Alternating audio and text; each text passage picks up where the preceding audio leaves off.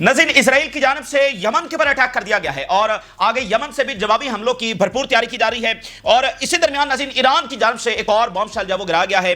नाज़रीन, ईरान इन तमाम दहाइयों के अंदर 40-45 साल हो गए, जिस तरह से वो इसराइल से लड़ा है, जिस तरह वो यूरोप से लड़ा है, अमेरिका से लड़ा है, और उसने सर्वाइव किया है। और सर्वाइव करने के बाद उसने अपनी कैपेबिलिटीज भी साथ साथ बढ़ाता रहा है और अपनी टर्म्स के ऊपर जिया है, अपनी टर्म्स के ऊपर वो खड़ा रहा है। उसने सरेंडर कबूल नहीं किया, अपनी डिग्निटी को बेचना जब वो कबूल नहीं किया।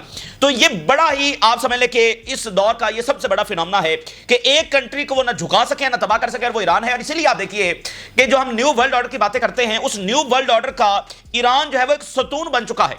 रशिया और चाइना जो नया ऑर्डर लाना चाह रहे हैं वो ईरान के बगैर पॉसिबल नहीं है। ईरान के बगैर वो उस चीज को अचीव नहीं कर सकते जो वो अचीव करना चाह रहे हैं। इसलिए आप देखिए कि चाइना कितनी इंपॉर्टेंस दे रहा है ईरान को, रशिया जो है वो कितनी इंपॉर्टेंस दे रहा है ईरान को। तो ईरान जो है वो अभी जो उन्होंने इंटेलिजेंस ऑपरेशन किया है उसकी डायमेंशंस बहुत ज्यादा हैं और एक एक करके मजीद सामने आ रही है। इससे पहले उन्होंने अनाउंस किया कि हम हमला करेंगे इसराइल के ऊपर, उनकी न्यूक्लियर साइट्स को निशाना बनाएंगे। और ये मिडिल ईस्ट के अंदर पहला बड़ा वाकया है, पहली बार किसी के पास ये वाली कैपेबिलिटीज आ गई हैं, क्योंकि उनके पास वो लोकेशन आ गई है कि कहां पर इनकी सीक्रेट न्यूक्लियर फैसिलिटीज हैं जिनके बारे में कोई जानता ही नहीं। और जानता इसलिए नहीं कि वो अनडिक्लेयर्ड हैं कि पता नहीं उन्होंने कहां पर बना रखी हैं। तो इसलिए ईरान ने पहले तो कहा कि हम अटैक करेंगे। अब उन्होंने एक और बम शेल गिराया, वो ये उन्होंने कहा है कि जो इंटरनेशनल इदारा है IAEA, उन्होंने कहा है कि ये तो इसराइल को इंफॉर्मेशन, ये तो इसराइल के लिए टूल बना हुआ है। उन्होंने कहा कि जो ये हमारे यहां इंस्पेक्शन करने आते हैं और हमारे साथ जो टॉक्स होती हैं जो कि हाईली कॉन्फिडेंशियल होती हैं, वो जाकर ये इसराइल को बता रहे हैं। ये कॉन्फिडेंशियल टॉक्स जो कि अपने आप में एक तरह से कह लें कि वायलेशन है या एक क्राइम कह लें या जो भी इसको कह लें, मतलब वो इदारे की फिर हैसियत ही कोई नहीं है। देखें, IAEA एक सो कॉल्ड एक इंटरनेशनल बॉडी है, इसलिए तो ईरान उसको इंस्पेक्शन करने का जब वो अलाउ करता है, वो किसी इजरायली बॉडी को तो अलाउ नहीं कर सकता। तो इसमें जो ईरान सबसे बड़ा काम कर रहा है कि वो तमाम प्रेशर टूल्स जिसके जरिए ईरान को प्रेशर करने की कोशिश की जाती है या वो इंटरनेशनल इदारे जिनसे रिपोर्ट्स निकलवा कर ईरान के खिलाफ जवाब घड़ा जाता है, वो एक एक प्रेशर टूल को नकारा कर रहा है। IAEA को उसने यहां पर उल्टा इस इदारे को प्रेशराइज कर दिया। अब वो उसको सफाइयां देनी है कि नहीं हमारे जिले से कोई लेना देना नहीं है। और वेस्ट जो है वो देख रहा है कि अब हम क्या करें, मतलब अब क्या जवाब बनाएं। पहले तो उनको ये जवाब देना पड़ रहा है कि अगर इसराइल के पास न्यूक्लियर है, देखें वो पहले तो ये जवाब बना रहे थे ना कि मिडिल ईस्ट में किसी के पास नहीं है, तो ईरान बनाकर माहौल खराब कर रहा है। तो ईरान खित्ते के अंदर जब वो न्यूक्लियर रेस लगा रहा है, तो अब उनसे जवाब मांगा जा रहा है कि ये इसराइल के पास अगर है तो फिर ईरान के पास तो पूरा राइट है बनाने का। अगर ईरान को रोकना है तो जाके, तो उल्टा वेस्टर्न जो है वो सोच रहे हैं अब क्या बयाने बनाए। और अगली बात सुन लीजिए, मिडिल ईस्ट के कंट्रीज इस वक्त परेशान है। और वो क्यों परेशान है? वो इसलिए परेशान है कि ईरान के हाथ क्या लग गया है। अगर उसको यह पता चल गया है कि वेस्ट क्या सपोर्ट देता रहा है और IAEA का ताल्लुक उधर निकल आया है, तो मिडिल ईस्ट से भी तो इसराइल के साथ कोऑर्डिनेशन रहा है। इन्होंने असला भी खरीदा है, इनकी इंटेलिजेंस एजेंसीज भी आपस में राब्ते में रहती हैं और बाकी भी पता नहीं क्या क्या होता रहा है। और फिर खासकर जब मिडिल ईस्ट की इन रियासतों की जंग चल रही थी यमन के साथ, हूतीज के साथ, तो उस वक्त तो इसराइल और मोसाद बहुत मुतहरिक थी और यहां पर उसने बहुत हेल्प की है। तो अब ये परेशान है कि क्या ईरान के पास ये भी इंफॉर्मेशन आ गई है कि हमने इसराइल को क्या हेल्प दिया, इसराइल ने हमें क्या हेल्प दी और क्या अंदर ही अंदर होता रहा। तो ये परेशान है कि अगर ये पिंडोरा बॉक्स जब वो ईरान ने खोल दिया तो ये एक बहुत बड़ी डायमेंशन का ये ऑपरेशन सामने आया है जिसको वो स्टडी कर रहे हैं। यानी डॉक्यूमेंट्स इतने हैं, अब वो रोज कोई ना कोई बात सामने लेकर आ रहे हैं क्योंकि वो स्टडी करते चले जा रहे हैं, नई नई चीजें उनके सामने आती चली जा रही हैं। तो अब ये एक नया बॉम्ब शेल जो है वो उन्होंने गिराया है और उन तमाम प्रेशर टूल्स को वो नकारा कर रहे हैं। इसी दरमियान एक और एक्सट्रीमली अनयूजुअल वाकया हुआ है, एक्सट्रीमली अनयूजुअल। नाज़रीन, साउथ कोरिया में इलेक्शंस हुए और साउथ कोरिया के नए प्रेसिडेंट जब वो सामने आए और जो नए प्रेसिडेंट इलेक्ट हुए हैं उनके बारे में कहा गया कि वो प्रो चाइना है। और इसके ऊपर अमेरिका ने स्टेटमेंट भी जारी की थी और उन्होंने कहा था कि हमें तशवीश है कि यहां पर चाइनीज इन्फ्लुएंस ना बढ़ जाए। तो आज क्या हुआ है, कुछ ही देर पहले साउथ कोरिया के जो प्रेसिडेंट हैं उन्होंने अपनी पहली कॉल चाइना के प्रेसिडेंट को की है, ठीक है। और चाइना के प्रेसिडेंट के साथ क्या बातें हुई हैं, इंतहाई गैर मामूली बातें हुई हैं। और चाइना के प्रेसिडेंट ने इस कॉल में कहा है कि हम मिलकर जो अमेरिकी डोमिनेंस है उसका सामना करेंगे। और साथ जो है वो साउथ कोरिया के प्रेसिडेंट ने चाइना के प्रेसिडेंट को इन्वाइट कर दिया है। और साथ चाइना ने कहा है कि जो नॉर्थ कोरिया के साथ फटा है, जो यहां पर हमारे इश्यूज है, हम है ना, हम मसला हल करवाएंगे, हम यहां पर स्टेबिलिटी चाहते हैं और हम यहां पर मसाइल को हल करेंगे। ये जो बाहर से लोग आते हैं ये तो हमारे मसाइल पैदा कर रहे हैं। तो ये तो मतलब बिल्कुल एक नई चीज हो गई ना कि देखिए साउथ कोरिया अमेरिका का सबसे बड़ा इत्तेहादी है पैसिफिक के अंदर। दो ही सबसे बड़े उनके एलायंस है, एक जापान और एक साउथ कोरिया। इन दोनों के बगैर उनकी पैसिफिक की जो पॉलिसी है वो पूरी हो ही नहीं सकती है। ये तो उनके दो सबसे बड़े पिलर हैं। तो साउथ कोरिया आज चाइना के सदर को कॉल कर रहा है और उसमें बातें क्या हो रही हैं कि अमेरिकी डोमिनेंस का सामना करना है। तो दुनिया और फिर चाइना के प्रेसिडेंट ने बड़ी उसमें अहम बात की, उन्होंने कहा कि वक्त की जरूरत है کہ اب ہم اسی طرح سے اپنے آپ کو ری الائن کریں کہ ٹھیک ہے ماضی میں آپ کے ساتھ دشمنیاں رہیں، جو بھی ہوتا رہا، لیکن اب وقت کا تقاضا یہی ہے کہ ہم اپنے معاملات جب وہ ٹھیک کریں. تو اس پر بھی امریکہ میں بڑی تشویش پائی جا رہی ہے. آلریڈی الیکشن پر ان کو تشویش تھی. اب یہ دیکھیں، یہ تو کھل کر بات ہو گئی نا بھائی. چائنیز ایک طرف چائنا ہے جس کو امریکہ نے اپنا سب سے بڑا دشمن ڈکلیئر کیا ہوا ہے، اور دوسری طرف ساؤتھ کوریا جو سب سے بڑا اتحادی ہے، وہ یہ بات کر رہا ہے کہ امریکی ڈومیننس اور مل کر سامنا کریں گے. اور جب ان کو انوائٹ کر دیا ہے تو امریکہ میں اور تشویش بڑھی ہے. دیکھیں ایک ایک چیز ان کے ہاتھ سے نکل رہی ہے. وہ ادھر فوکس ان کا بس ہے کہ نتنیاہو کو بم دیتے رہو، تو دنیا ان کے ہاتھ سے نکل رہی ہے. اور دیکھیں دنیا اس کا بوجھ نہیں اٹھا سکتی، جینوسائیڈ ہو رہی ہے، اور وہ دیکھ رہے ہیں کہ یار ان کے ساتھ ہم آگے کیسے چلیں گے.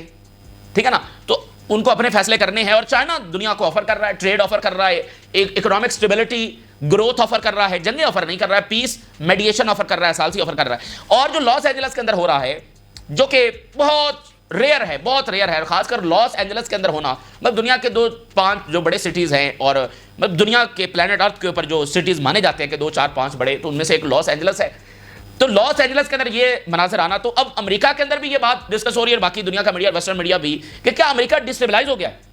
اب یہ بات چل پڑی ہے کہ کیا امریکہ جو ہے وہ ڈسٹیبلائز ہو گیا ہے. اگر لاس اینجلس کے اندر یہ ہو رہا ہے، جو نیشنل گارڈ بلائے ہیں وہ کچھ مسئلہ حل نہیں کر پا رہے، وہ تو وہاں پر مزید ایسکیلیشن ہو رہی ہے. اور ٹرمپ کہہ رہا ہے کہ فوج بلاؤ. بھائی فوج بلاؤ سے مراد کیا ہے؟ لاس اینجلس میں فوج آئے گی؟ یعنی یہ امریکہ ہے جس کی سیکورٹی لیئر اندر لیئر ہے، اور شہروں کے اندر فوج ہوگی. یہ تو کسی بھی ملک کے اندر اگر شہروں کے اندر فوج ڈپلائی کی جائے تو اس سے اگلی سطح کا تو کوئی سنگین بات نہیں ہوتی. تو لاس اینجلس کے اندر فوج کے لانے کا معاملہ ہونا، یہ تو اٹسیلف سب سے بڑی سینسٹیو بات ہے. اور نیشنل گارڈ بھی ایک طرح ہی کی فوج ہے، تو وہ بھی مسئلہ حل نہیں کر پا رہے. اور وہ کہہ رہے ہیں کہ پراپر جو ٹروپس ہیں وہ یہاں پر ڈپلائی کیے جائیں، اور وہاں پر وہ جو مظاہرین ہیں وہ پولیس کے قابو نہیں آ رہے، بلکہ وہ ان کے ساتھ ہاتھا پائی ہو رہی ہے. وہ ایک جو پروٹیسٹر ہے وہ 4 پولیس والوں سے نہیں سنبھالا جا رہا. وہ ویڈیوز آ رہی ہیں جناب، ایک وہ پروٹیسٹر ہے، 4 پولیس والے ہیں، وہ آ کر اس کو پکڑنے کی کوشش کر رہے ہیں، وہ سب کو مار مور کے تو جناب وہاں سے بھگا جا رہا ہے. یہ مناظر لاس اینجلس ہے، اور وہاں پر ڈسکس ہو رہا ہے کہ کیا امریکہ ڈسٹیبلائز ہو گیا. تو اندرونی کیوس ہے، یہ کرائسس ہے، گورنر کے ساتھ پھڈا چل رہا ہے، ڈومیسٹک ایشوز ہیں، اور دنیا میں یہ ہو رہا ہے. دنیا تیزی کے ساتھ ایسے تبدیل ہو رہی ہے. تو یہ جو نئی دنیا بن رہی ہے، یقین مانیے اس میں بچوں کو مارنے والوں کے لیے کوئی جگہ نہیں ہوگی. تو ایسی صورتحال میں ان کو اگر سب سے ایک چیز غیر ضروری ہے تو وہ جو غزہ میں جینوسائیڈ ہو رہی ہے، یہ ان کی ساکھ کو بہت زیادہ تباہ کر دیا. تو اندرونی طور پر بھی امریکہ میں یہ حالت ہے، اور بیرونی طور پر یہ حالت ہے جو ساؤتھ کوریا کا معاملہ میں نے آپ کے سامنے رکھا. اور اسی طرح روزانہ کتنے بڑے ایونٹس ہو رہے ہیں. اگلی بات سنیے، جو ہیڈ لائن میں آپ کے سامنے رکھنے جا رہا ہوں، اس سے آپ کو اندازہ ہوگا کہ دنیا میں ایونٹس کتنی تیزی کے ساتھ ہو رہے ہیں. اور یہ آرڈر اب جا رہا ہے، اب اس آرڈر کو کوئی نہیں روک سکتا. اس نے یہ گر رہا ہے، تیزی کے ساتھ گر رہا ہے. اور غزہ اور یوکرین کی جنگوں نے اس میں کردار ادا کیا ہے کہ اگر یہ آرڈر 50 سال بعد جانا تھا، 20 سال بعد جانا تھا، تو یہ آج جا رہا ہے، اور اس کو دنیا کی کوئی طاقت نہیں روک سکتی. ہم ایک بالکل نئی دنیا کے اندر داخل ہو رہے ہیں. ذرا ہیڈ لائن سن لیجئے. رشیا کے جو فارن منسٹر ہیں، جو longest serving foreign minister of the world ہیں، تو وہ کیا بات کر رہے ہیں؟ وہ یہ کہہ رہے ہیں کہ یونائٹڈ نیشن کا جو ہیڈ کوارٹر ہے وہ نیو یارک سے شفٹ ہونا چاہیے. نیو یارک سے یونائٹڈ نیشن کا ہیڈ کوارٹر شفٹ ہونا چاہیے. یعنی کہ ورلڈ آرڈر کی تو علامت ہی گئی نا بھائی، یہی علامت ہے نا اس ورلڈ آرڈر کی. تو نیو یارک سے وہ کہہ رہے ہیں ہمیں قبول نہیں ہے، یہاں سے شفٹ کریں. Russian foreign minister backs moving UN headquarter to Russia Sochi's. Lavrov revives idea of moving united nation headquarter to Sochi. The suggestion was originally made by Soviet leader Joseph Stalin. جو world war 2 کے اندر Soviet union کے حکمران تھے Joseph Stalin, یہ پہلا proposal ان کی جانب سے آیا تھا کہ یونائٹڈ نیشن کا جو ہیڈ کوارٹر ہے وہ سوچی میں ہونا چاہیے. اب سوچی کیا ہے؟ سوچی رشیا کا ایک بڑا خوبصورت سا سٹی ہے، اور یہ بلیک سی کے کنارے ہے، اور یہ بیچز کے حوالے سے بہت فیمس ہے. ٹھیک ہے نا. اور میپ کے اوپر دیکھیں، ایک طرف جارجیا بھی یہاں سے قریب ہی ہے، اور بلیک سی کے کنارے یہ بڑا خوبصورت، بیچز کے حوالے سے بڑا یہ فیمس ہے. تو وہ یہاں پر کہہ رہے ہیں. اس میں ایک اور اہمیت آپ دیکھیے، سوچی کے ساتھ ہی کریمیا ہے، اور یہ کریمیا جو اس وقت رشیا کے پاس ہی ہے، اس وقت تو سوویت یونین کا باقاعدہ حصہ تھا. تو جو یالٹا کانفرنس ہوئی تھی وہ کریمیا کے اندر ہوئی تھی، جہاں پر جوزف اسٹالن، امریکہ کے پریزیڈنٹ روزویلٹ، اور برطانیہ کے جو پرائم منسٹر تھے چرچل، وہ تین یہاں پر جمع ہوئے تھے، جنہوں نے یونائٹڈ نیشن بنایا اور یہ ورلڈ آرڈر بنایا جس میں اس وقت دنیا ہے. اور یہ دنیا جو بھی سیکورٹی الائنسز ہیں، اکانومی اور سارا سٹرکچر، ان تین بندوں نے بیٹھ کر کہاں پر طے کیا تھا؟ سوویت یونین کے علاقے کریمیا کے اندر، جس کے ساتھ سوچی ہے. تو جوزف اسٹالن نے کہا تھا کہ یہاں سوچی کے اندر ہم یونائٹڈ نیشن کا ہیڈ کوارٹر یہاں پر ہونا چاہیے. لیکن امریکہ نے کہا کہ نہیں، یا برطانیہ نے، دونوں نے مل کر کہا کہ یہ نیو یارک کے اندر ہوگا. تو نیو یارک کے اندر بن گیا. رشیا کہہ رہا ہے کہ نہیں، اب وہاں سے شفٹ ہونے کا ٹائم آ گیا ہے. مطلب وہ دیکھیں، دنیا نے جیسے بھی آپ کہیں امریکی لیڈرشپ کو مانا ہے، مان لیا ہے کہ بھائی ٹھیک ہے. اب امریکی لیڈرشپ کو دنیا نے مان لیا ہے کہ جو نیو ورلڈ آرڈر کے سمبل، ان کے انسٹیٹیوشنز، آپ ورلڈ بینک دیکھیں، IMF دیکھیں، مطلب جو ورلڈ آرڈر کے سمبل انسٹیٹیوشنز ہیں وہ امریکہ کے اندر ہیں. تو وہ کہہ رہے ہیں کہ نہیں اب وہاں سے شفٹ ہوں گے. تو یہ آپ اس اندازہ لگا سکتے ہیں کہ دنیا جو ہے وہ کس حد تک جا چکی ہے. دنیا کے اندر اب معاملات کی سطح کے اوپر چلے گئے ہیں, اور جو نئی دنیا ہے اس میں بچوں کے مارنے والوں کی کوئی جگہ نہیں ہے, ٹھیک ہے نا. جو اس وقت غزہ میں یہ جو سارا کچھ کر رہے ہیں ان کی نئی دنیا کے اندر کوئی جگہ نہیں ہے. اگلی بات یہ ہے کہ پہلی بار اسرائیلی نیوی نے یمن کے اوپر اٹیک کر دیا, یعنی اس سے پہلے ایئر فورس اٹیک کرتی ہے, پہلی بار جو اسرائیلی نیوی ہے اس نے یمن کے اوپر اٹیک کیا. ایک تو انہوں نے جو فریڈم فلاٹیلا کو پکڑا ہے اس کا بھی بہرحال دنیا سے ریئیکشن کسی نہ کسی حد تک آ رہا ہے, لیکن اس کا مزید ریئیکشن آنا ہے. ایک تو ان کی نیوی نے یہ کام کیا ہے, بدماشی وہاں پر دکھائی, اور اب ان کی نیوی نے یمن کے اوپر اٹیک کیا اور ان کی بندرگاہوں کو نشانہ بنایا. New Israeli aggression targets Hodeidah port in western Yemen. Israeli navy attacks Yemen in first. Israeli navy attacked Yemeni ports for the first time, describing the strikes in Yemen as distinct from previous operation. یہ باقی operation سے مختلف ہے, اور جب سے غزہ کی جاریہ شروع ہوئی ہے اور تب سے لے کر آج تک یہ 10واں حملہ ہے جو اسرائیل نے یمن کے اوپر کیا ہے. اور اس میں میزائل بورڈز جو ہیں اسرائیل کی انہوں نے لانچ کیے ہیں اسٹرائکس, اور وہی روایتی جو دھمکیاں یہ اپنی بدماشی دکھاتے ہیں. Israeli defence minister threatens Yemen with naval aerial blockade, اور if they continue to shoot at Israel they will face a powerful response and be under a naval and aerial blockade. یہ اسرائیلی ڈیفنس منسٹر نے دھمکی لگائی ہے جو وہ لگاتے رہتا ہے, یعنی اسرائیل جو ہے وہ بدماشی اپنی دکھاتا رہتا ہے. تو مطلب کیا یمن رک جائے گا, ٹھیک ہے, اگلے چند گھنٹوں کے اندر تو اور بڑے میزائل متوقع ہیں کہ یمن سے وہ فائر ہونے والے ہیں, اور ایک بار پھر ملینز آف اسرائیلی جو ہے وہ شیلٹر میں بھاگیں گے, اور پھر بین گورین ایئرپورٹ اور تل ابیب یہ سارا نشانہ بننے والے ہیں. اور راؤنڈ دی کلاک اٹیک کا یمن اناؤنس کر چکا ہے 3-4 دن قبل, اس کا انتظار ہو رہا ہے کہ وہ فل بلاکڈ کب اناؤنس کرتے ہیں, اس کو امپلیمنٹ کرتے ہیں. تو اب انہوں نے حملہ کر دیا, تو یمن کے حملے اور تیز ہونے والے ہیں, اور ساتھ انہوں نے لیبنان کے اندر بھی اسٹرائک کی ہے. اسرائیلی اسٹرائک کلز 2 لیبنیز انکلوڈنگ 1 سولجر ان صدرن لیبنان. تو لیبنیز گورنمنٹ کی بزدلی کی وجہ سے اور ایلوینس کی وجہ سے اور ایک رانگ پالیسی کی وجہ سے یہ اسرائیلی اسٹرائک جب وہاں پر جاری ہیں, لیکن اوورآل اگر ہم دیکھیں تو ان اسٹرائک سے اسرائیل کو حاصل کچھ نہیں ہو رہا ہے, یعنی کوئی ان کو اسٹریٹجک وکٹری حاصل ہو رہی ہے یا کوئی الٹیمیٹ ان کو جو ہے وہ ایبسلیوٹ اچیومنٹ ملنے جا رہی ہے, وہ کچھ بھی نہیں ہے. یہ صرف ایک اگریشن ہے, اور وہ اگریشن اس وجہ سے جاری ہے کہ مڈل ایسٹ کی جو گورنمنٹس ہیں وہ کس خوف کے اندر ہیں, ٹھیک ہے, اور ساتھ وہ اس ایلوین پالیسی کا شکار ہیں کہ ہم نے اسرائیل ہی کے ساتھ چلنا ہے. یہ ایلوین ہے جس کی وجہ سے اسرائیل کو یہ اگریشن وہ کرتا چلا جا رہا ہے, ورنہ اس کے علاوہ دوسری چیز کوئی نہیں ہے. اور یہ کر نہیں سکتا تھا اگر یہ تھوڑا سا بھی سٹانس لے لیتے تو اسرائیل کی ضرورت نہیں تھی.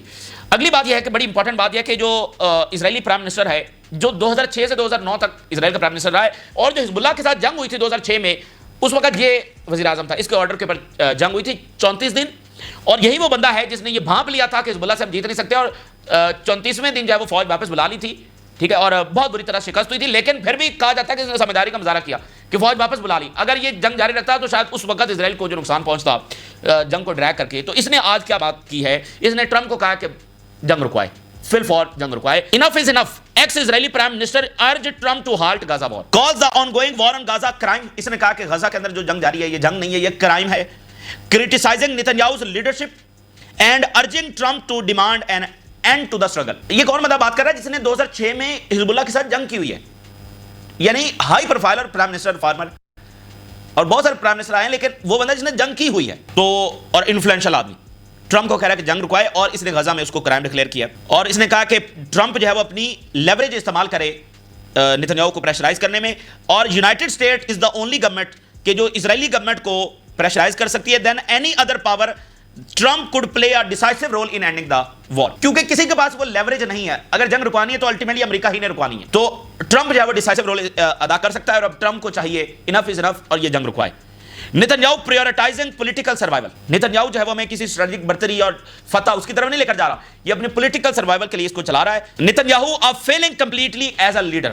مکمل طور پر یہ فیل ہو چکا ہے, اور اس نے کہا کہ انیشلی جو انٹرنیشنل کمیونٹی ہے یعنی ویسٹرن ورلڈ اور باقی, انہوں نے کہا ہمارے سیلف ڈیفense کو مانا, but global sentiment shifted after Netanyahu rejected ceasefire opportunities in March and escalated the aggression instead. یہ مارچ سے جو ویسٹرن ورلڈ ہے اس کی یہ جو سٹانس ہے اس میں تبدیلی آئی ہے. سیز فائر جو ہونے والا تھا اور مطلب بالکل قریب معاملہ پہنچ گیا تھا, اور حماس مان گئی تھی ساری چیزیں, یعنی وہ تو ہمیشہ سے مانے ہوئے تھے لیکن نئے پرپوزل کے اوپر بھی وہ مان گئے تھے, لیکن اس نے اس کو ریجیکٹ کیا اور دوبارہ سے اگریشن جو ہے وہ بڑھا دیا. تو اس کے بعد سے کہتا ہے کہ وہ سارا سٹانس جو ہے وہ بدل رہا ہے, اور وہ کہہ رہا ہے کہ فل فور جو ہے جنگ رکنی چاہیے. بہرحال اب اگلی بات یہ ہے کہ ایران نے کہا کہ ہمارے ہاتھ جو ہے وہ خزانہ لگ گیا ہے, اور واقعتاً یہ خزانہ ثابت ہو رہا ہے. ناظرین, ایران جو اس وقت کر رہا ہے اس کو کہتے ہیں کہ ان کے ہتھیاروں سے انہی کو نشانہ بنانا. اس وقت ایران بڑی وزڈم کے ساتھ یہ معاملہ کر رہا ہے. اچھا, اب جو طریقہ وہ استعمال کرتے تھے ایران کو یعنی سبڈیو کرنے کے لیے, پریشرائز کرنے کے لیے, ایران ان تمام ٹولز کو نکارا کر رہا ہے, اور ایران کا ایک پراپر اپر ہینڈ جب یہاں پر حاصل ہو گیا, اس نے مڈل ایسٹ کے پریشر کو بھی جو ہے وہ کاؤنٹر کیا ہے، اسرائیلی تمام سازشوں کو کاؤنٹر کیا ہے، انٹرنیشنل ادارے جن کو استعمال کیا جاتا تھا اب اس نے اس کا بھی بندوبست کر لیا ہے، اور ویسٹرن ورلڈ اب وہ دیکھ رہی ہے کہ اب کیا کریں۔ ایران نے کہا ہے کہ یہ جو IAEA ہے جو کہ ایک انٹرنیشنل نیوٹرل ادارہ ہے، ٹھیک ہے نا، دیکھیں اس لیے تو ایران اس کو انسپیکشن الاؤ کرتا ہے، اگر یہ کوئی اسرائیلی ادارہ ہوتا تو وہ الاؤ کرتے۔ ایران یہ کہتا رہتا ہے کہ یہ پولیٹیسائز ہے، اس میں ویسٹرن ورلڈ جو ہے وہ اپنی مرضی کے سے رپورٹس لینا چاہ رہی ہے، فیصلے لینا چاہ رہی ہے، اس کو پولیٹیسائز کیا جا رہا ہے، یہ باتیں ہوتی رہتی ہیں، لیکن بات ان کی نہیں کوئی سنتا۔ تو اب انہوں نے ثبوت پیش کر دیے ہیں کہ یہ جو ادارہ ہے، ابھی دیکھیں نا کہ پچھلے دنوں اس نے رپورٹ جاری کی کہ ایران کا پروگرام جو وہ پیسفلی نہیں ہے، ایران جو ہے وہ نیوکلیر بم بنا رہا ہے، یہ اسی ادارے کی رپورٹ تھی جس کے اوپر جناب نتنیاہو نے کہا کہ ابھی حملہ ہونا چاہیے، ٹھیک ہے۔ تو ایران نے کہا ہے کہ یہ جو ادارہ ہے جس کے تحت ہمیں بتایا جاتا ہے کہ تم یہ تو ہے ہی اسرائیل کی کٹ پتلی، اس کی تو اپنی کو کریڈیبلٹی نہیں ہے، تو اس کی رپورٹ سے ہمیں کیا جواز بناتے ہو، یہ تو کوئی کریڈیبل ادارہ ہے ہی نہیں، یہ تو اسرائیل کی کٹ پتلی ہے، یہ کوئی نیوٹرل ادارہ ہے ہی نہیں۔ اور ہم جو اس کے ساتھ بات چیت ٹاکس ہوتی رہی ہیں وہ جو کانفیڈینشیل ہوتی تھیں، یہ اسرائیل کے ساتھ جا کر بتاتا رہا ہے، اور وہ ڈاکومنٹ جو وہاں پر وہ ہم لے آئے ہیں کہ ان کا آپس میں کیا کوآرڈینیشن تھا۔ IAEA leaked to Israel confidential communications with Iran, revealed full coordination between the International Atomic Energy Agency and Israel.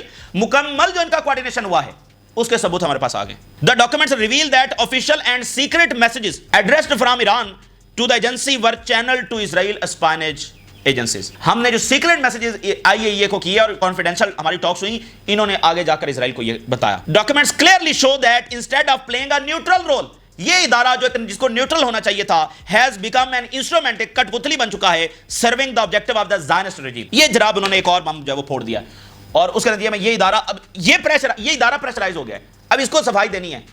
اور اس کے جو سربراہ ہے اس نے کل مان لیا تھا کہ ڈاکومنٹس واقعتاً لے گیا ہے ایران، ٹھیک ہے نا، یہ میجر انفلٹریشن ہوئی ہے، یہ اس نے مان لیا۔ تو اب اس کو جواب دینا ہے، یعنی وہ ادارہ جس کو ایز اے ٹول انسٹرومنٹ استعمال کیا جاتا ہے پریشرائز کرنے کے لیے، وہ خود پریشرائز ہو گیا، اب اس کو صفائی دینی ہے۔ اور ویسٹرن ورلڈ جو بھی کر رہی تھی اس کو آگے کر کے کہہ رہی تھی۔ ابھی کل انہوں نے ایک ریزولوشن لے کر آئے اسی ادارے میں کہ ایران جو ہے وہ پیسفل نہیں ہے، ایران جو ہے وہ کوآرڈینیشن نہیں کر رہا، کوآپریٹ نہیں کر رہا، اور اس کا پروگرام جو ہے وہ ویپن بنانے کے لیے، مطلب اس طرح کے ریزولوشن لے کر آئے۔ تو وہ ادارہ ایران نے اس کو فارغ کر دیا ہے۔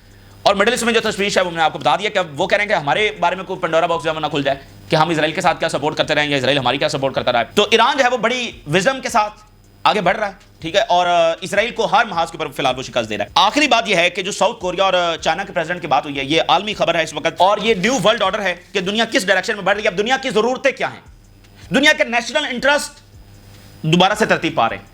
ایک سسٹم تھا کہ ساؤتھ کوریا ہے، جاپان ہے، آسٹریلیا ہے، یورپ ہے، ان کا لیڈر جو ہے وہ امریکہ ہے، ان سب کے مفادات ایک ہیں، ایران ولن ہے، فلانا ولن ہے، بس ان کے خلاف کام کرنا ہے، افریقہ کو کالونائز کر کے رکھنا ہے، باقی گورنمنٹس کو سبڈیو کر کے رکھنا ہے، جو بولے گا سینکشن لگا دو، جو نہیں مانے گا اور جو زیادہ ضدی ہو اس کے اوپر جنگ چھیڑ دو، جیسے لیبیا میں ہوا، عراق میں ہوا، یہ سسٹم ہے دنیا میں چل رہا ہے۔ اب سب کے انٹرسٹ بدل رہے ہیں، کسی کو جنگوں میں مفاد نہیں نظر آ رہا، ٹھیک ہے، کسی کو اسرائیل کی سپورٹ میں کوئی فائدہ نظر نہیں آ رہا، ٹھیک ہے، کسی کو نارتھ کوریا اور چائنا سے لڑنے میں فائدہ نظر نہیں آ رہا۔ تو یہ انٹرسٹ جو ہے وہ بدل رہا ہے، اور یہی نیو ورلڈ آرڈر ہے۔ اسی کو تو آپ کہتے ہیں کہ جب اتحاد بدل رہا ہے، سیکورٹی الائنسز بدل رہے ہیں، تو یہی نیا الائنس ہے، یہی نئی دنیا ہے۔ President Xi Lee Jae-myung call for deeper China South Korea cooperation. سب سے بڑا امریکہ کا اتحادی چین کے صدر سے بات کر رہا ہے، جو سب سے بڑا ڈکلیئرڈ دشمن ہے، جس کے خلاف ان ملکوں کو استعمال کرنا ہے۔ اور بھائی ساؤتھ کوریا اور جاپان اور فلپائن کو چین ہی کے تو خلاف استعمال کرنا ہے، تو وہ تو کہہ رہے ہیں کہ ڈیپر کوآپریشن۔ اور سنتے جائیے، انہوں نے کہا کہ ریجنل سٹیبلٹی ہم لے کر آئیں گے، اور امریکہ کی یہی مداخلت ہوتی ہے ہر ریجن میں کہ وہ کسی کا پھڈا کروا کے تو پھر وہاں پر سیکورٹی کے نام پہ رہتا ہے، لیکن وہ کہہ رہے ہیں کہ ریجنل جو سیکورٹی ہے یہ ہم اس کو یقینی بنائیں گے۔ ایران بھی بار بار کیا بات کر رہا ہے کہ ریجنل سٹیبلٹی سیکورٹی ہم اس کو طے کریں گے نا، ہم اس کو یقینی بنائیں گے، امریکہ کی ضرورت نہیں ہے۔ اینڈ چائناز رول، بڑی انپورٹنٹ بات، ان اسٹیبلائزنگ دا کورین پینسولا۔ نارتھ کوریا اور جو ساؤتھ کوریا کا مسئلہ ہے، اس میں امریکہ کا کیا کردار ہے؟ امریکہ کہتا ہے کہ ساؤتھ کوریا کو بڑا تھریٹ ہے نارتھ کوریا سے، تو ہماری فوج وہاں پر ہے، ہم وہاں پر جو ہے وہ پریزنس رکھے ہوئے ہیں، اور نارتھ کوریا سے بڑا تھریٹ ہے، اس لیے پیسے بھی پے کرو اور ہمارا اسلحہ بھی خریدو، مطلب یہ وہاں پر جاری ہے معاملہ۔ تو وہ کہہ رہے ہیں کہ یہ جو کورین پینسولا ہے، اس کی اسٹیبلٹی ہم اب اس میں کردار ادا کریں گے، بھائی لڑنے کی کیا ضرورت ہے، نارتھ کوریا کے ساتھ بھی تو ہمارے بہترین تعلقات ہیں، تو اس کی اسٹیبلٹی ہماری ذمہ داری ہے، ہم کردار ادا کریں گے۔ شفٹنگ ڈپلومیٹک الائنمنٹ ان ایسٹ ایشیا، الائنمنٹ شفٹ ہو رہی ہیں، یہ نیو ورلڈ آرڈر ہے کہ کون کس کے ساتھ تھا اب بدل رہا ہے، شفٹنگ دا الائنمنٹ، ساری چیزیں بدل رہی ہیں، اتحاد دشمنیاں یہ تبدیل ہو رہا ہے۔ To deepen the strategic cooperation and jointly safeguard global trade during their first official phone call, global trade کو ہم مل کر سنبھالیں گے، یعنی چائنا باقی سارے ریجنل پارٹنرز کے ساتھ مل کر گلوبل ٹریڈ کو ہم سنبھالیں گے۔ اب یہ گلوبل ٹریڈ کا مسئلہ کس نے پیدا کیا ہوا؟ امریکہ سے۔ تو جب بھی یہاں پر ٹریڈ کی بات چائنا کرے گا وہ امریکہ ہی کے خلاف بات ہو رہی ہے۔ Significant early step in shaping the foreign policy direction of Lee's new administration, پہلی پہل کال چائنا کے صدر کو کرنا، اس کا کیا مطلب ہے کہ ابھی تو انہوں نے فارن پالیسی بنانی ہے، کیبنٹ فارن پالیسی، تو چائنا کو وہ کال کر رہے ہیں، اس کے بعد چائنا کو وہ اپنی فارن پالیسی میں دشمن تو ڈکلیئر نہیں کرنے جا رہے ہیں، ٹھیک ہے نا؟ مطلب آپ اس ملک کو کال کر رہے ہیں تو ابھی تو فارن پالیسی بننی ہے، نہیں جو گورنمنٹ آئی اس نے بنانی ہے، تو اب جس کو کال کر رہے ہیں اس کو، اس کا مطلب دشمن نہیں سمجھتے تو کال کر رہے ہیں نا، وگرنہ یہ ہو سکتا تھا وہ فلپائن کو کال کرتے، جاپان کو کال کرتے اور کہتے کہ اب چائنا ہمارے لیے بڑا تھریٹ ہے اور ہم مل کر سامنا کریں گے، یہ ہونی چاہیے تھی کال، اور وہ تو چین کے صدر کو کال کر رہے ہیں، اور اسٹیبلٹی اور مل کر بڑھنا اور اسٹریٹجک کوآپریشن یہ بات ہو رہی ہے۔ Strengthening what he describe as the strategic cooperative partnership between the two countries, deepening China South Korea relation align with the trend of the time, یہ جو میں نے آپ سے بات کی، یہ چائنا کے صدر نے کہا align with the trend of the time, وقت کی ضرورت ہے، دیکھیے وقت بدل رہا ہے اور وقت کی ضرورت یہی ہے کہ اب ہمیں ماضی کو بھلا کر اب یہاں پر ہم نے الائن ہونا ہے، ایک دوسرے کے خلاف نہیں، الائن ہونا ہے، ٹرینڈ آف دا ٹائم، اب ہوا اسی رخ چل رہی ہے اور اسی رخ چلنے میں بھلائی ہے، یہ چائنا کے صدر نے ساؤتھ کوریا کو کہا اور انہوں نے اس کو ایگری کیا۔ Growing uncertainty across the Asia Pacific driven in part by Washington protectionist stance, یہ سب سے بڑا اتحادی اور سب سے بڑا دشمن کے درمیان بات ہو رہی ہے، وہ کہہ رہے ہیں کہ یہ جو یہاں پر ایشیا پیسیفک کے اندر ماحول خراب ہوتا ہے یا ہوا ہے، ٹینشنز بڑھ رہی ہیں، اس کی وجہ کیا ہے؟